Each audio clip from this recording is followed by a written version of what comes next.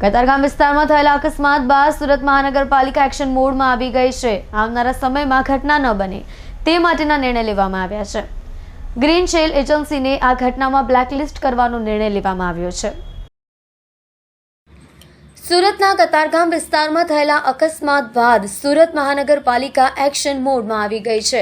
BRTS route ઉપર અકસ્માતોનો સિલસિલો અટકતો નથી, ત્યારે પાલિકાએ બીઆરટીએસ બસોનું સંચાલન કરી રહેલી એજન્સીને બ્લેકલિસ્ટ કરવાની તૈયારી કરી લીધી છે।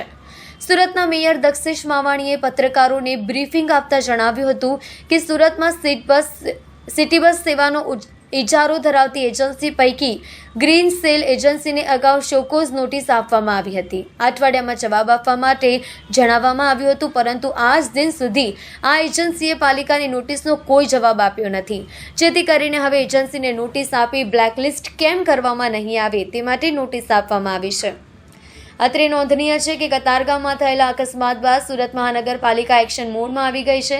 કેટલાક નિયમોને કડક બનાવવામાં આવ્યા છે, પરંતુ ચર્ચા મુજબ આ નિયમનું હવે કેટલા ટકા અસરકારક પાલન થશે તે મહત્વનું બની રહ્યું છે।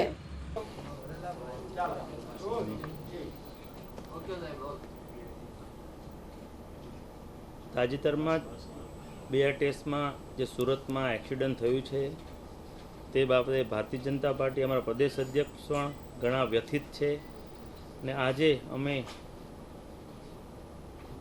મારા સ્ટેન્ડિંગ ચેરમેન રાજનભાઈ, બીઆરટીએસના ચેરમેન સોમનાથભાઈ, શાસક પક્ષના નેતા શશીબેન, કમિશનરશ્રી, ઉચ્ચ અધિકારીઓ અને તમામ ઓપરેટરો આજે મિટિંગ કરી હતી અને આવનારા સમયમાં એક પણ ડેથ ન થાય તે માટે ઘણા ગંભીર નિર્ણય આજે અમે લઈ રહ્યા છીએ। જે નિયમ અમે આજે લીધા છે તેમાં ડ્રાઈવર અને કંડક્ટરની એક તો લાયકાત અમે નક્કી કરશું।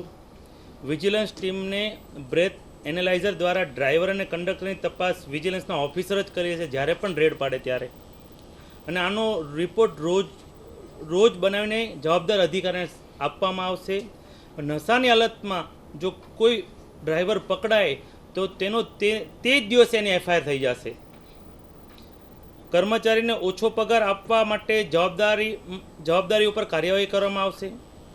ચોરી, ટિકિટ નહીં આપી, મારપાટ જેવી બાબતો પણ ધ્યાનમાં અમારી આવી છે કે ડ્રાઈવરો અને કંડક્ટરો કરે છે, તો તે માટે એજન્સી સામે એજન્સી અને તેની સામે પોલીસ કાર્યવાહી પણ અમે આગામી સમયે કરશું।